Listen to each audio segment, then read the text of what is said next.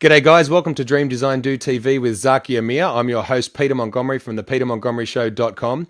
Once a week we ask Zaki a question about property investing, and the thing is with Zaki, he's done this amazing thing where he's created a $3 million property portfolio in the space of 3 years with 15 properties, and he did this with a low startup capital. So welcome to the call this week, Zaki. G'day, Peter.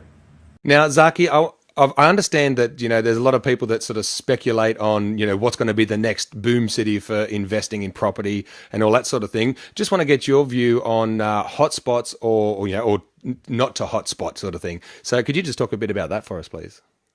Yeah, I guess I'll give an explanation about hotspotting. It's basically researchers out there and analysts out there predicting or I guess speculating based on data they have obtained about which the next, for example, group, growth suburb or growth city or growth town in terms of real estate it's going to be.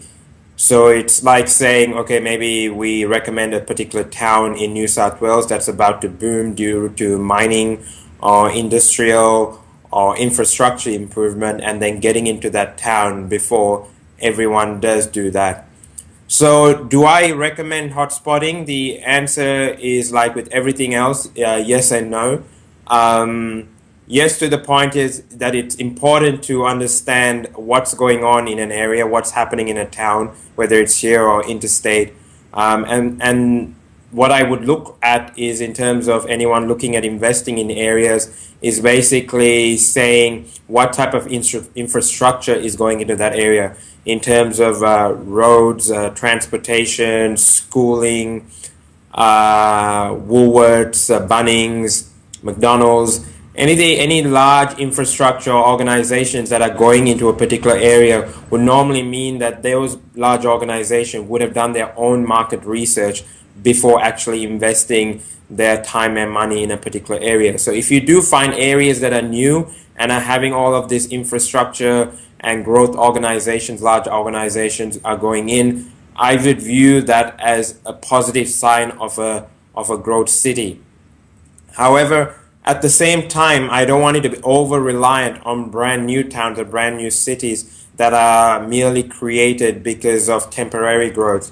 And what do I mean by temporary growth is, for example, a mining town or a coal mine or any other resource boom town. As much as, yes, it's correct, you probably would make maybe a lot of money in terms of growth and high rental yields by going in at the beginning.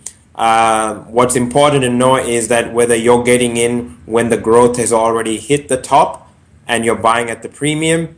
And the other question to ask is, how long is the growth going to sustain? Is this a town or is this an area that is going to continue lasting for the next 50 to 100 and so on years?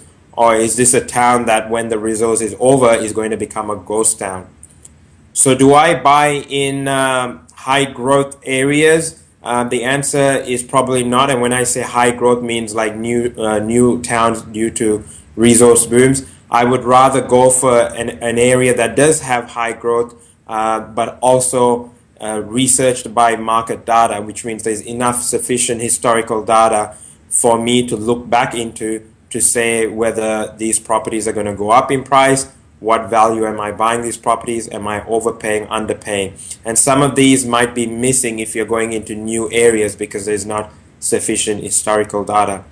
So the answer is yes and no, or with a pinch of salt. So basically, look at what's going into that area, find out whether you're at the top of the market, how long is the market going to last for, or maybe even just purchase in an established area. But that's some of the research I do anyway for my clients to find out these particular information before we go investing into a particular area.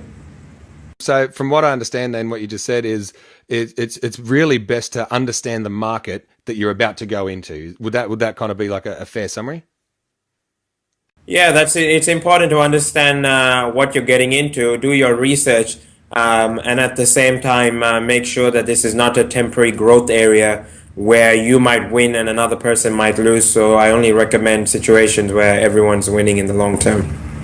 Excellent, man. Excellent. Thanks so much. I'll talk to you next week. Thanks, Peter. See you then.